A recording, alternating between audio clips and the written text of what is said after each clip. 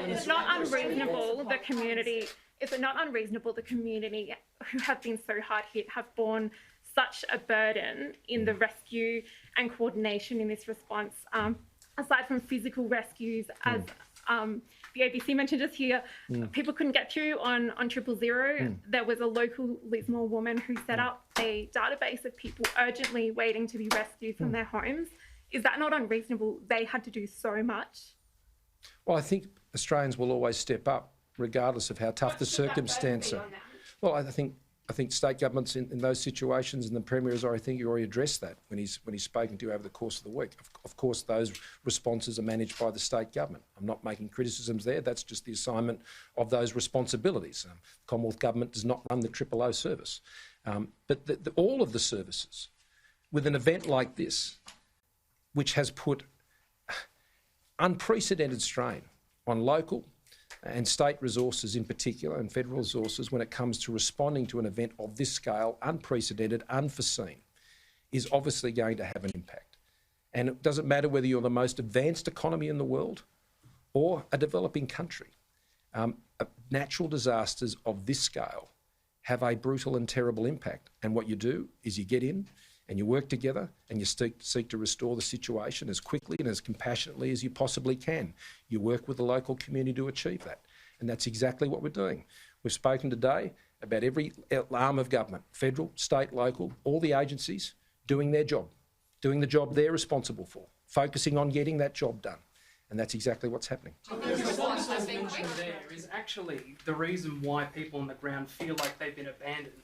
That's what they've said. They feel like they've been abandoned by government, state government, federal government. Do you understand why they feel that way? Yes, I do. And it is very common in natural disasters that the frustration and the anger and the sense of abandonment, this happens in almost every natural disaster because of the scale. I feel deeply and empathise absolutely with how people feel when they find themselves in these situations. As the rain comes pouring down and places are cut off, and the inability of to be able to get help, whether they be Defence Force assets or trucks and vehicles and others, this is a very complex and very challenging environment in which to operate. But I am in awe of the collective response that has been put in place. So I absolutely understand the frustration. I understand the anger. I understand the disappointment. I understand the sense of abandonment. So what do we do about that? We restore. We support, we fund, and as I said, making sure that we can get that emergency financial assistance into people's pockets, which was done in a matter of instantaneously, within a week. And we'll continue to do that. Prime Minister, when the floodwaters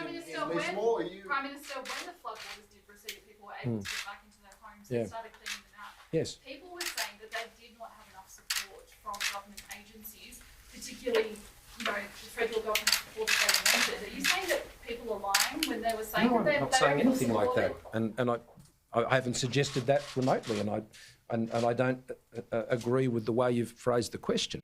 I don't think in situations like this there can ever be enough support. There can never be enough support in a natural disaster such as this. I mean, no amount of support is going to measure up to what people need in a desperate situation like this. I'm just being honest with you.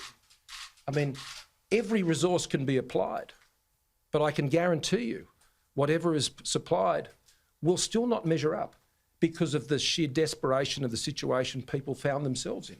But what I am amazed at, as we've seen this in disaster after disaster around this country, is the combination of both the community response together with response provided by local, state and federal governments means right here, right now, we're in the process of rebuilding, and we will rebuild.